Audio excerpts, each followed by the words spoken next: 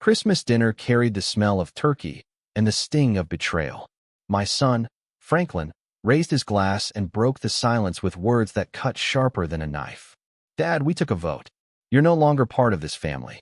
Get out of this house." The room froze. Every guest sat stiff, their eyes darting, unsure what to do. Jessica, his wife, had a faint smirk curling on her lips. I matched it with one of my own as I slid a folder across the table. "A little parting gift for you, son," I told him. He tore it open, glanced inside, and his scream rattled the room. All eyes locked on me, none of them aureoling that this was just the first step of my revenge. They thought they'd broken me. They had no idea how wrong they were. The dining room still carried the warmth of roasted potatoes, but under it lingered resentment thick enough to taste. Our old oak table, scarred by decades of family meals, now bore the marks of war. Dirty plates sat untouched. Coffee had gone cold in chipped mugs. Franklin stood at the head of the table, red-faced, arms flying like some conductor leading chaos. Jessica sat across from me, arms folded, her perfect nails tapping out a beat of disdain. I tightened my grip around my fork, its cool steel grounding me while their words sliced through the air. "We need money, Dad," Franklin snapped, his voice sharp enough to rattle the glasses. "This place is falling apart. You can't just sit on cash while we're stuck here." I raised an eyebrow, steadying my tone. "Hoarding? I paid this mortgage before you even knew how to ride a bike, Franklin. What's really going on?" Jessica leaned forward, her smile as thin as the winter ice outside. "It's about progress, Arthur. New floors, new furniture. You wouldn't understand." Oh, I understood just fine. The talk about repairs was nothing but smoke. Jessica's phone, leaning against her wine glass, displayed a photo of a leather sectional that cost more than the truck I used to drive. Franklin, pacing now, tossed a contractor's estimate onto the table. Even without looking, I knew the numbers were bloated with nonsense. "You've got savings, Dad," he pressed, his voice climbing. "Why let it sit there? You're not getting any younger." The jab stung, but I kept my eyes down, tracing a scratch on the table from when Franklin, only 10 years old, carved his initials with a butter knife. "Back when I was still his hero. I've given you plenty," I said quietly. "You live here rent-free. That's more than most fathers would give." Jessica scoffed, her laugh smooth but cutting. "Rent-free? This house is a museum, Arthur. We're doing you a favor by staying." Franklin slammed his spoon down, the clatter ringing through the silence. "You're so damn selfish. You think you're some saint, but you're just holding us back." The words sucked the air from the room. My grip tightened on the fork until my knuckles went white. He'd shouted before, sure, but this time it felt final. Jessica's eyes gleamed like she'd been waiting for this moment. I could have shouted back. I could have listed every sacrifice, the overtime shifts, the tuition payments, the old car I sold just to buy him his first junker. But words wouldn't matter anymore. Not to them. "Selfish," I repeated, letting it hang in the air. "That's what you think." Franklin leaned closer, breath thick with wine. "You're damn right. You're not needed here anymore, Dad. We can handle this place without you." The weight of his words pressed down heavy. Jessica's lips twitched, barely hiding her satisfaction. I laid the fork down, slow and deliberate, then pushed back from the table. The scrape of my chair against the hardwood felt louder than it should. I looked at them both, Franklin and Jessica, faces painted with greed and certainty. They believed they'd already won. "I see," I said, voice steady even as fire burned in my chest. "You've made yourselves clear." I turned and walked toward the hall, boots heavy on the floor. "What? That's it? You're just going to sulk?" Franklin taunted behind me. I didn't answer. My hand gripped the doorknob, chipped paint rough beneath my fingers. As I pushed it closed behind me, one thought seared through my mind. I'd given him everything. My time, my dreams, my home. But not anymore. The door clicked shut, muting their voices. I stood in the dark hallway, pulse steadying. They thought they could cast me aside. They had no clue what selfish really looked like. My bedroom was a time capsule. Every corner carried echoes of the life I built and lost. The wooden bed groaned under me as I sat down, its mattress sagging with the weight of restless nights. A single lamp glowed faintly, catching dust on a framed photo of Eleanor and Franklin back when he was 6. His toothy grin beamed at me from behind the glass, so different from the man who just told me I wasn't needed. My fingers brushed the frame, trembling. How had we ended up here? The house had gone quiet, the kind of silence that amplifies every thought. I pulled open my nightstand drawer and took out an old photo album, the leather worn smooth by years of use. I flipped through the pages until I found Franklin at 16, clutching a football, his eyes bright with dreams. I worked myself raw to fund. I'd sold my Chevy to cover his college applications, told Eleanor it was just a car. She'd squeezed my hand and smiled, saying she knew better. We both believed it was worth it.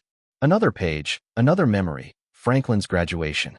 My back ached from all the double shifts I'd worked to pay for tuition, but that day, when he hugged me and promised to make me proud, I believed him. That memory now twisted in me like a blade. He never once said thank you. Not once. And after Eleanor lost her battle with cancer 3 years ago, Franklin only drifted farther, leaving me rattling around this house alone. Until Jessica came along, sharp, ambitious, and quick to sink her claws into him. I turned another page and found an old yellowed receipt, tucked away. Tuition payment. $12,000. 2006. I'd emptied my savings, convinced it was an investment in his future and mine. A chance to have someone carry on the family name, to share the life I'd built. Instead, he brought Jessica home. And from the moment she walked in, her cold eyes sized up this house like it was already hers. She didn't just change Franklin. Maybe she only revealed who he'd been all along. The album snapped shut. I set it aside and let my eyes fall back on Eleanor's photo. Her soft curls and warm eyes had always been my anchor. I tried, Ellie. I rasped, my voice rough around the edges. I'd given him everything I had. Time, money, patience. But trying wasn't enough when he stood in my dining room spitting venom, egged on by a woman who treated me like an obstacle. The fork I'd been gripping earlier flashed in my mind, heavier than it looked.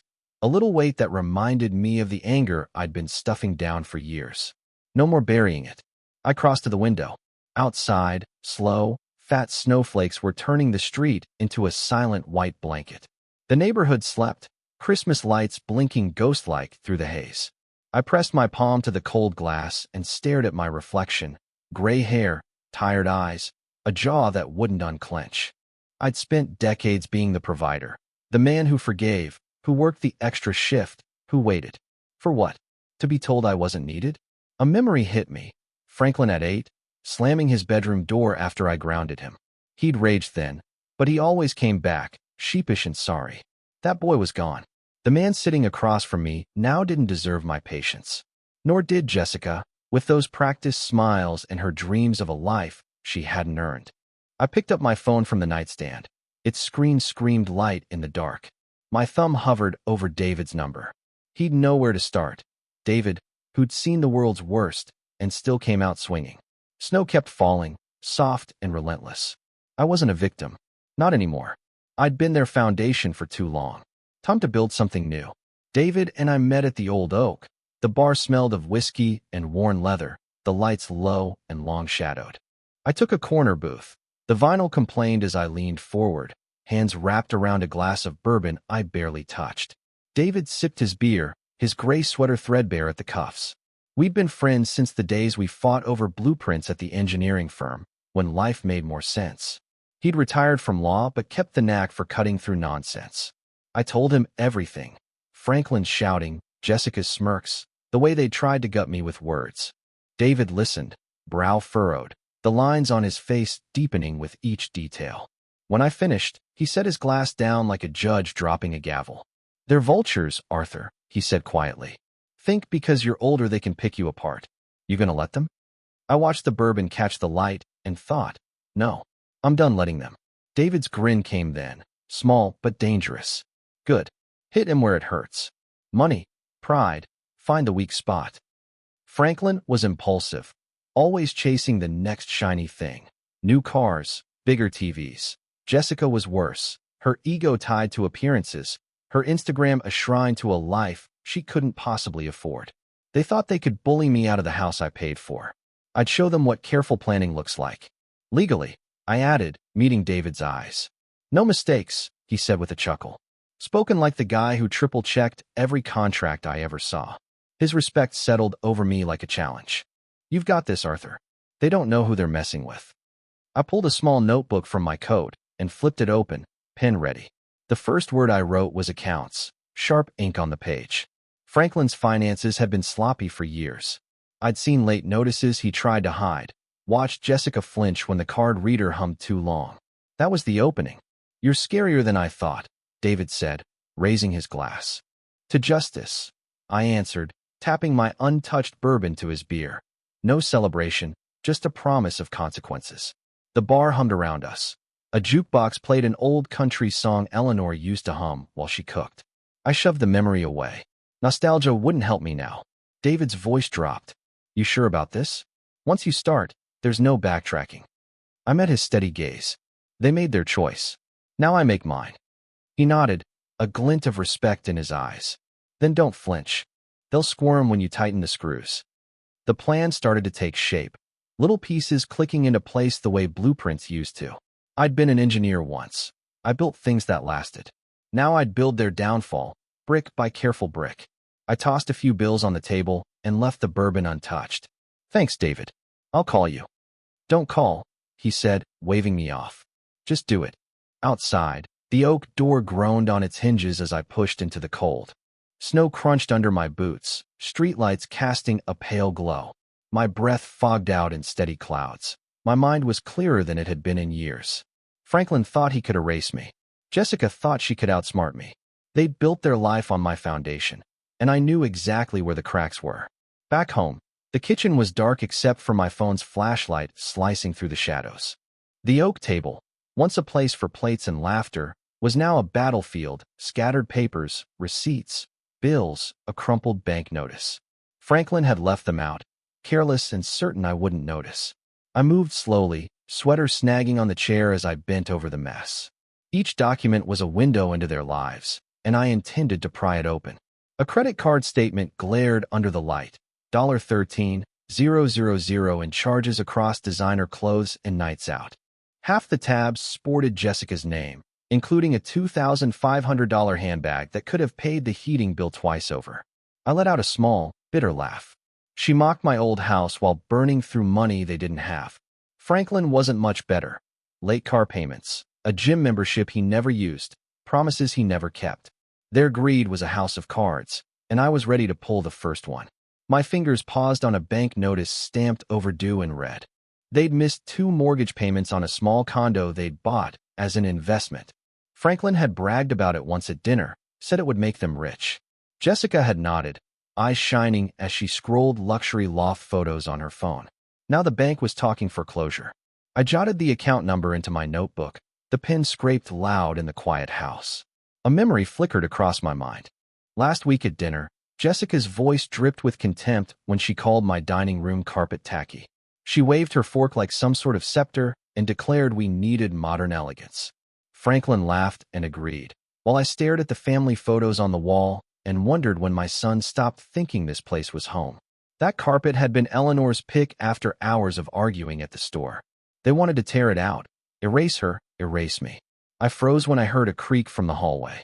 My heart thudded as I snapped off the flashlight, throwing the kitchen into black.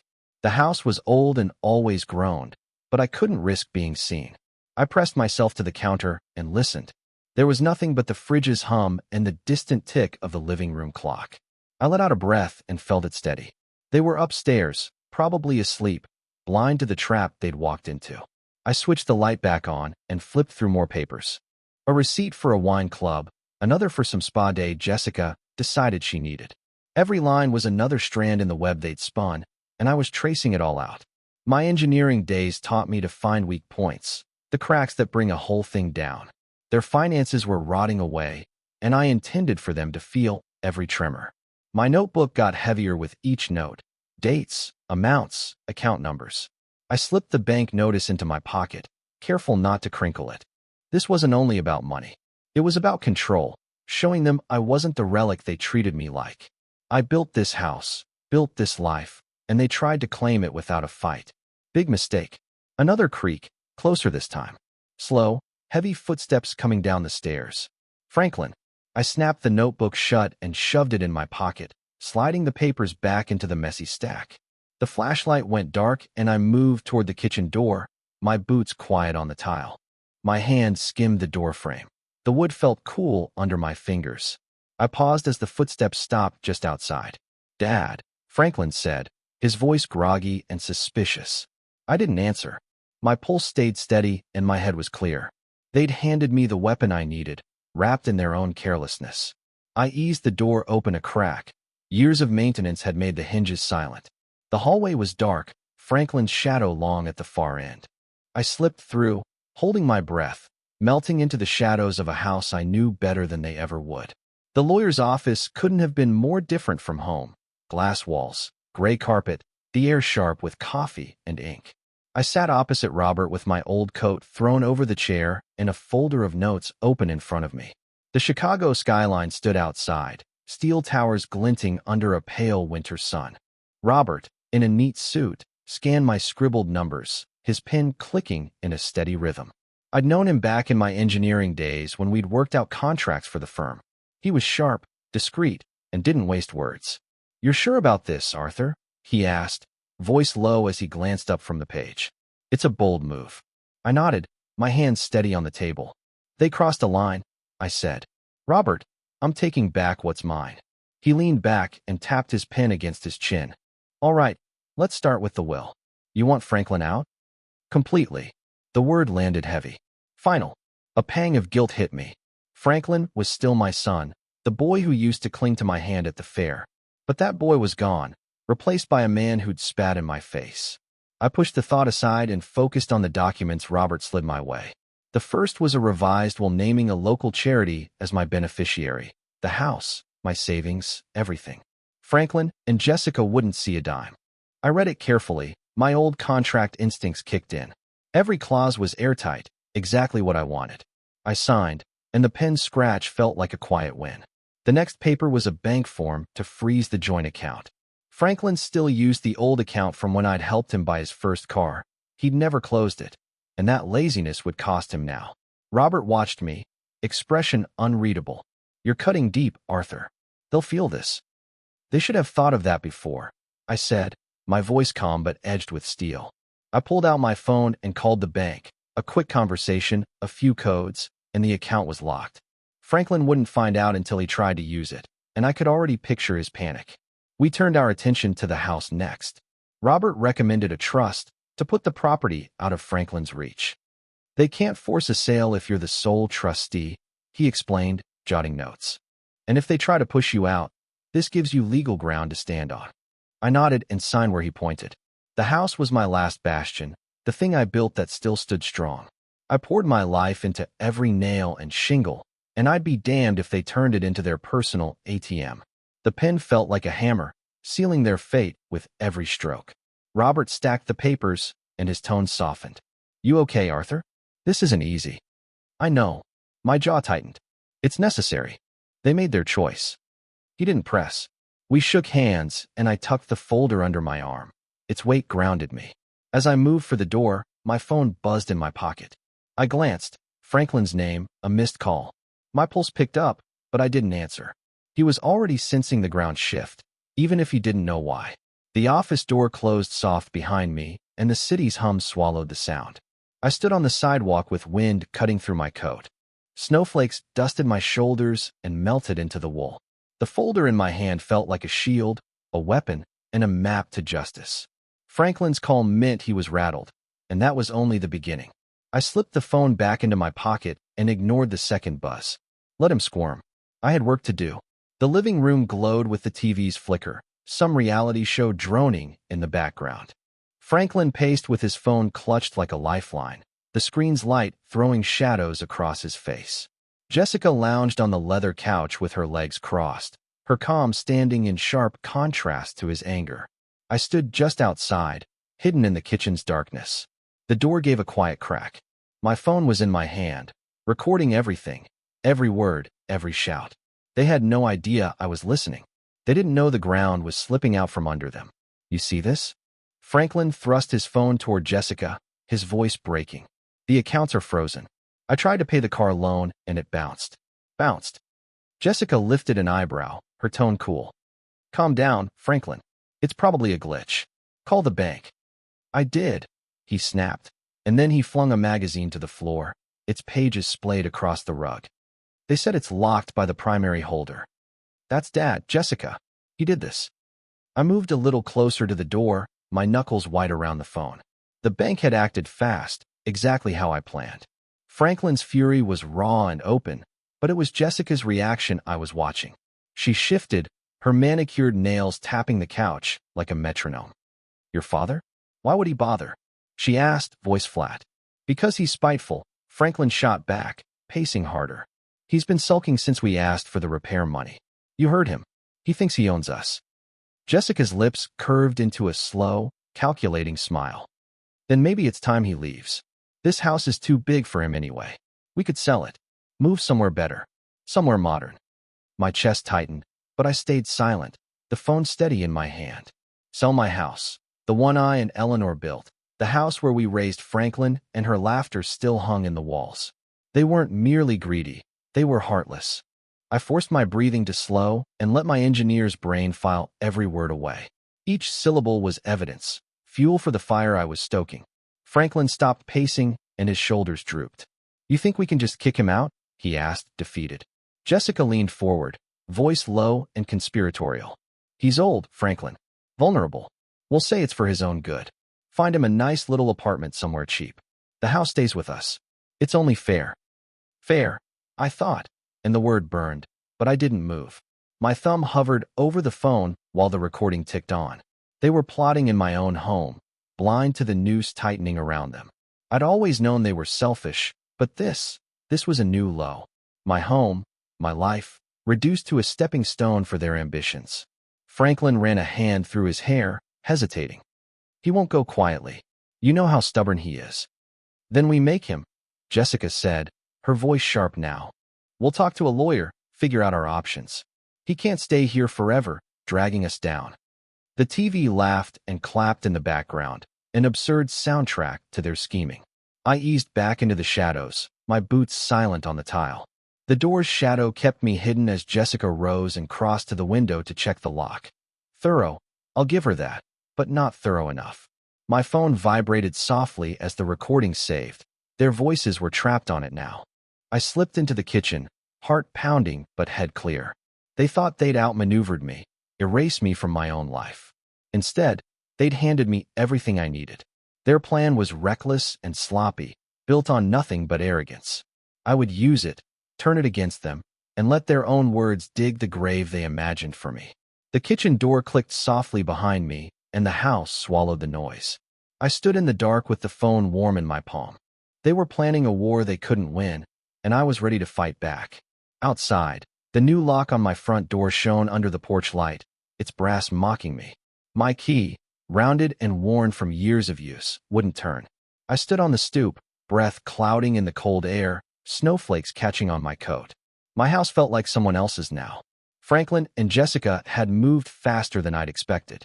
I tried the key again, and it scraped uselessly, a cold knot tightened in my gut. They weren't just resisting me, they were trying to erase me. I stepped back and scanned the windows. The living room was dark and the curtains were closed, but I knew they were inside, probably gloating. Earlier that day, I'd heard pieces of their plan in a cousin's voicemail. Franklin and Jessica had hired a lawyer, claiming I was unstable and unfit to manage my affairs. They'd fed the story to relatives, painting me as a senile old man who'd lost his grip. This lock wasn't just a barrier. It was a declaration of war. I circled the house, boots crunching in the snow. The side door was locked too, the new deadbolt as stubborn as the front. My fingers brushed the doorframe, and I remembered the summer Eleanor, and I painted it, her laughter in the air and the fresh paint smell.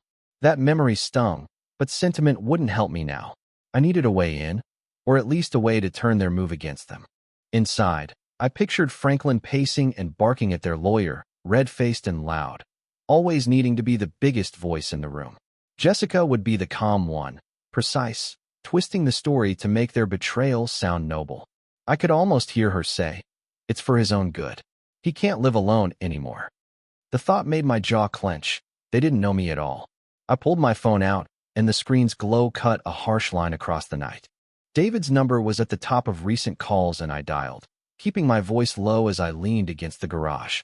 "They changed the locks," I said when he picked up. And they're telling everyone I'm not well. David laughed, rough and unsympathetic. Bold move for a couple of amateurs. You got a plan? Working on it, I said, eyes on the house. They're digging their own grave. I just need to push. Don't let Franklin rattle you, he warned. They're scared. That's why they're pulling this stunt. Scared or not, they'd crossed a line. I hung up and slipped the phone into my pocket as the snow fell heavier, muting the yard. I walked to the back door and tested the knob out of habit. Locked, of course. As I turned away, my phone buzzed. A text from my sister-in-law, Susan. Arthur, what's going on? Franklin says you're not well. Call me. I stared at the message, thumb hovering. They'd reached Susan too, spreading their lies to anyone who'd listen. The sting of betrayal cut deeper, but it wasn't defeat, it was fuel. They thought they could isolate me and turn my family against me. They'd badly underestimated how far I'd go to protect what was mine. I pocketed the phone and started down the driveway, the snow softening my footsteps. The street was quiet, Christmas lights blinking on the neighboring houses, their warmth a cruel contrast to the cold coming from my own. I paused at the curb and looked back at the locked door. They thought they'd won this round, boxed me out. But I built that house, every beam and nail, and I knew its secrets better than they ever would. Let them gloat. I'd find my way back in. The cafe smelled of burnt coffee and cinnamon, wooden tables cluttered with holiday shoppers' bags. I sat by the window with a chipped mug cupped in my hands, steam curling up in lazy spirals. Across from me, Sarah fussed with her spoon and wore a bright red scarf, a flash of color against the gray afternoon. She'd been one of Eleanor's friends for years, one of the few who still checked on me after the funeral. Her eyes were wide and worried as she leaned in, voice barely a whisper. Arthur, I heard something you need to know, she said, glancing around like someone might overhear. Franklin and Jessica are planning a big Christmas dinner. They invited the whole family, Susan, your cousins, everyone. They're going to make an announcement. I took a sip of coffee and kept my face flat. What kind of announcement? I asked. Sarah hesitated. Her spoon tapped the cup. They're saying you're unfit, that you've lost control of the house and your finances. They want to declare you incompetent, maybe push for guardianship. They're using the dinner to get everyone on their side. The words landed like a punch, but I didn't flinch. I set the mug down with a scraping sound and leaned back in my chair. So that's their game. A public humiliation dressed up as concern to strip me of everything.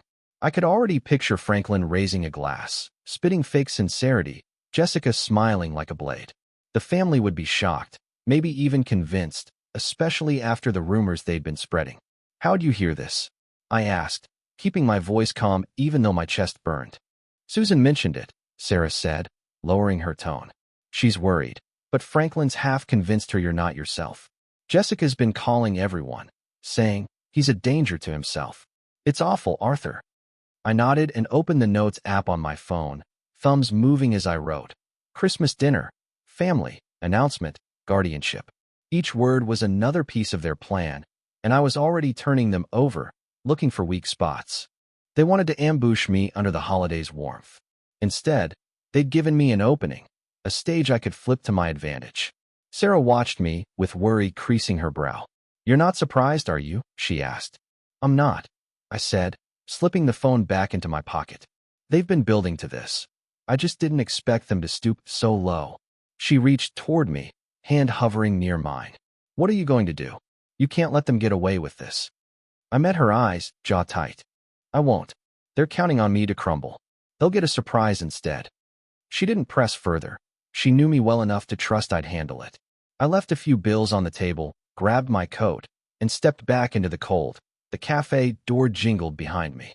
Snow dusted the sidewalk and clung to my boots as I walked. My phone buzzed again, another message from Susan, more questions I wouldn't answer. I ignored it, my mind was racing. Their Christmas dinner was a trap, yes, but it could also be a stage to expose them. They wanted theater, I'd give them one, just a different kind. Streetlights flickered on and long shadows stretched over the snow.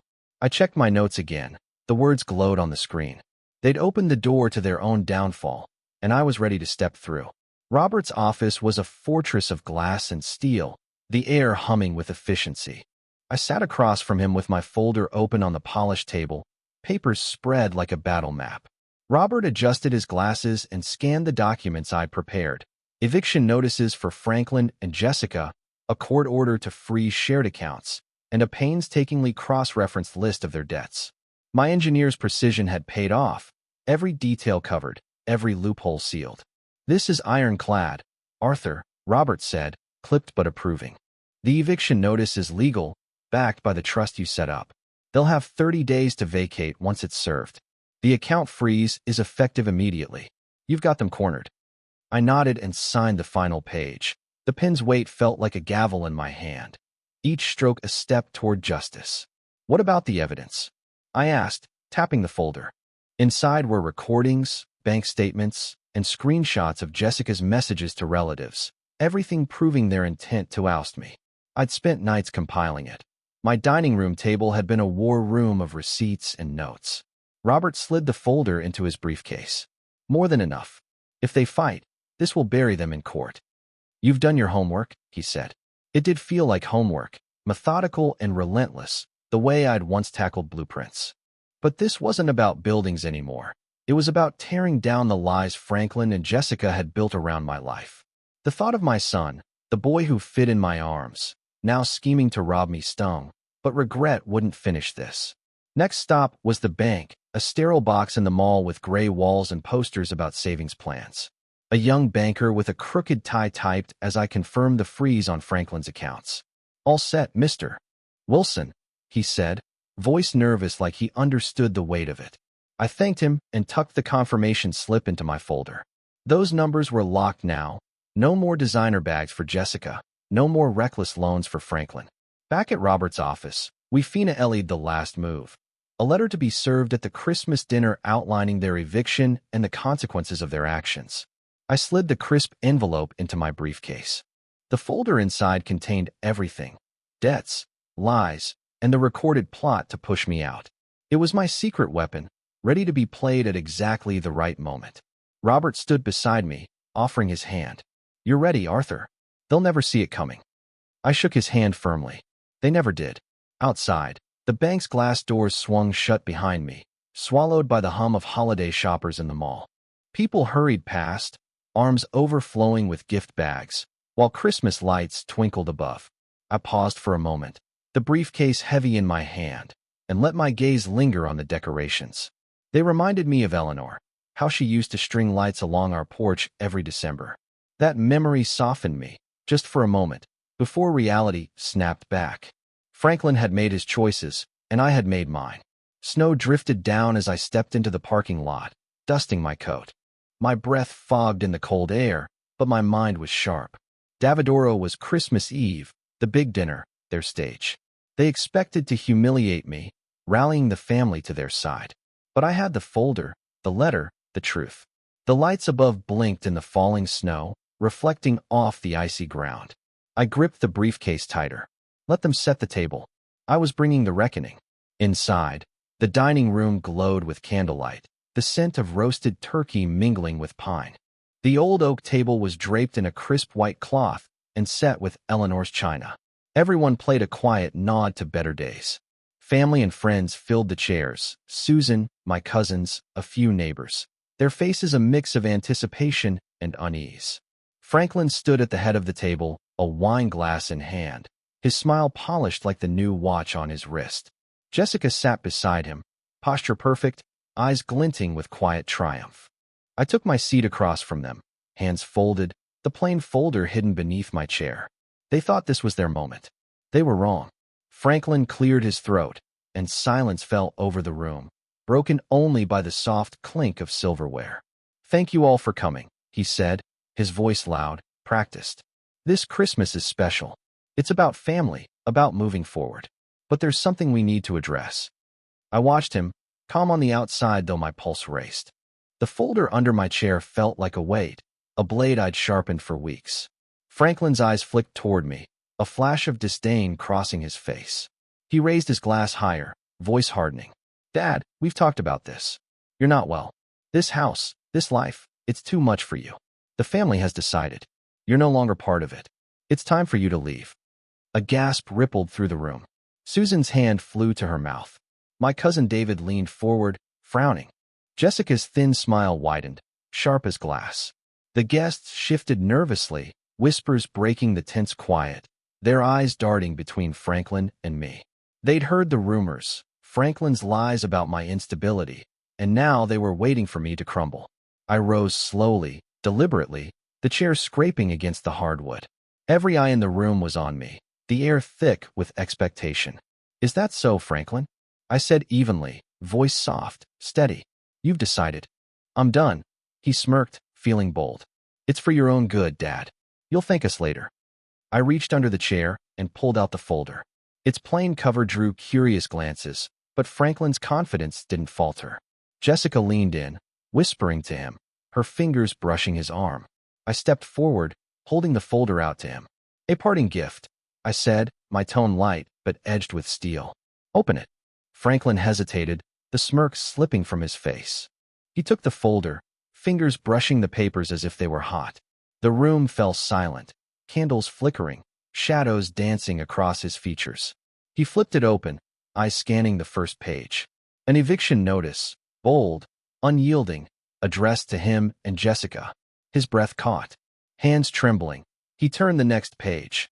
A court order freezing their accounts, a detailed list of debts, lies, and the recorded plot they'd hatched to defraud me. "What is this?" he shouted, voice cracking. The folder slipped, papers scattering across the table, landing near the turkey platter. "You can't do this." "I already have," I said, eyes locked on him. "You thought you could take my home, my life, and call it yours. Read the rest. It's all there, your debts, your schemes, your words." Jessica snatched a paper, face paling as she read. "This is a lie," she snapped, though her voice trembled. Guests leaned in, whispers turning to murmurs of shock. Susan grabbed a page, eyes wide as she saw the truth. Screenshots, recordings, bank notices. "Franklin, is this true?" Susan demanded, voice sharp. "You tried to sell his house?" Franklin stammered, wine glass clattering to the table, spilling across the white cloth. It's not what it looks like." I stepped back, letting the chaos unfold. The folder had done its job. Jessica's eyes darted around, searching for allies, but found only disbelief. Franklin's face flushed, hands shaking as he tried to gather the papers. My heart remained steady, the weight of years lifting off my shoulders. They'd set the stage, but I had rewritten the ending. The front door loomed in the distance, dimly lit. Someone pointed toward it, their voice lost in the growing clamor. I didn't move, my eyes still on Franklin. He had thought he'd broken me. Now he was the one unraveling. The dining room had become a storm. Voices shouting, wine spilled, papers scattered. Franklin slumped in his chair, hands clutching his head, the eviction notice crumpled in his fist. Jessica stood, face flushed, nails digging into a napkin, trying to salvage her crumbling facade. Guests were on their feet, some yelling, some whispering, eyes darting between the documents and the couple who had betrayed me. I stayed at the edge of it all, hands in my pockets, watching their world unravel. "Franklin, explain this." Susan shouted, waving a bank statement. "You said Arthur was losing his mind, but this says you tried to sell his house." Franklin's head snapped up, eyes wild. "It's not true. He's twisting everything. We were just trying to help him." "Help?" my cousin David barked, snatching a sheet of paper off the table. "This is a recording of you scheming to kick him out. You called him a burden." Jessica stepped forward, her smile strained and her voice shaky. "Everyone, please, calm down. There's been a misunderstanding. We only wanted what's best for Arthur." "Best?" Sarah, an old friend of Eleanor's, stood up, her scarf slipping from her shoulder as she pointed sharply at Jessica. "You lied to us. Spread rumors. Said he was crazy. All just so you could steal his home." The room erupted into chaos. Guests were talking over one another, some grabbing papers to read for themselves. At the far end of the table, a child ducked behind her mother, wide-eyed at the shouting. Jessica's eyes filled with tears, mascara streaking her cheeks, but she held her chin high, clinging to the last bits of dignity she had left. Franklin, on the other hand, was unraveling. He lunged for the folder, trying to gather the scattered papers, but Susan snatched it away, her expression hard with disgust. "Enough, Franklin," she snapped. "You've shamed this family." He turned to me, voice breaking. "Dad, please, Tell them it's a mistake. We didn't mean it like that. I met his eyes, my expression flat. You meant every word. I said quietly, firmly. You made your choice. Now live with it. Jessica grabbed his arm, her voice a desperate whisper. Arthur, we're sorry. We can fix this. Please, don't do this. We can work it out. I shook my head and stepped back. You had years to work it out. You chose greed instead. Guests were starting to leave, some already putting on their coats. David tossed a paper back onto the table, muttering about disgrace. Susan followed him, pausing to look at me, eyes soft with apology. I should have known better, Arthur, she said quietly. I'm sorry. I nodded, saying nothing. It didn't matter. The truth was out now, sharp and unforgiving. Franklin's shoulders shook as he pleaded. Dad, you can't throw us out. This is our home too. It's mine. It always was mine, I said, my words final. I turned and walked toward the living room as the noise faded behind me. Jessica called after me, voice cracking, but I didn't stop. The dining room door swung shut, muffling their pleas. I stood in the dark, the soft glow of Christmas lights casting patterns on the floor. Family photos lined the walls, Eleanor's smile watching me, a faint echo of what we had lost. I straightened one frame, my fingers lingering on it. Outside, car doors slammed and engines roared as guests left. The house grew quiet, the storm of that night finally subsiding. Franklin and Jessica were still inside, begging and bargaining, but it was over. They'd built a trap, and I had turned it back on them. The front door creaked open, then slammed shut. I didn't look back. They'd made their bed. Now they'd lie in it. My new apartment was small, its walls bare and unfamiliar, but the wide window offered a view of the Chicago skyline, lights twinkling through the falling snow. I sat at a simple desk, a single lamp casting a warm glow over a blank sheet of paper. The pen in my hand felt heavy, not with ink, but with the weight of what I needed to write. Boxes lined the room, some unpacked, others holding pieces of a life I'd left behind. A photo of Eleanor rested on a shelf, her smile steadying me as I began to write. The house was gone, sold to a young family who would make it their own. I'd walked away with enough to start fresh here, in this quiet space where the past couldn't cling so tightly. The sale had been fast, the paperwork complete. Each signature was a step toward freedom. Franklin and Jessica disappeared after that Christmas dinner. Their belongings cleared out well before the eviction notices expired. I hadn't heard from them since, and didn't expect to. Some bridges burned completely, leaving no path back. I pressed the pen to paper. Slowly, carefully, the words came. Franklin, I wrote, my handwriting steady despite the ache in my chest. I've spent years wondering where I went wrong, what I could have done to keep you close. But you chose your path, and I had to choose mine. I forgive you, not because you deserve it, but because I need to move on. This is goodbye. The words were simple, but they carried everything. The love I'd held, the betrayal that had broken it, and the peace I was finally claiming. I folded the letter and slipped it into a plain envelope. My fingers lingered on it for a moment. Forgiveness wasn't for them. It was for me, a way to let go of the weight I'd carried for far too long. Outside, snow fell in slow, heavy flakes, blanketing the city in silence. I crossed to the window, my reflection faint against the glass. The skyline stretched before me, sharp edges softened by the storm. I had built a life once, in a house filled with laughter and dreams. That life was gone, but I wasn't.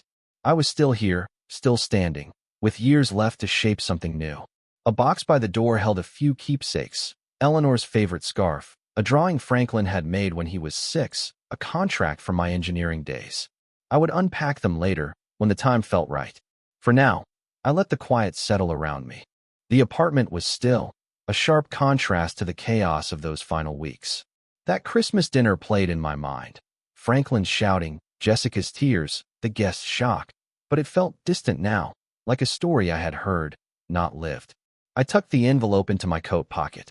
The post office was just a short walk away, and I would mail it tonight. Let it carry my words into the void. Franklin might read it, or not. It didn't matter. I had said what I needed to say.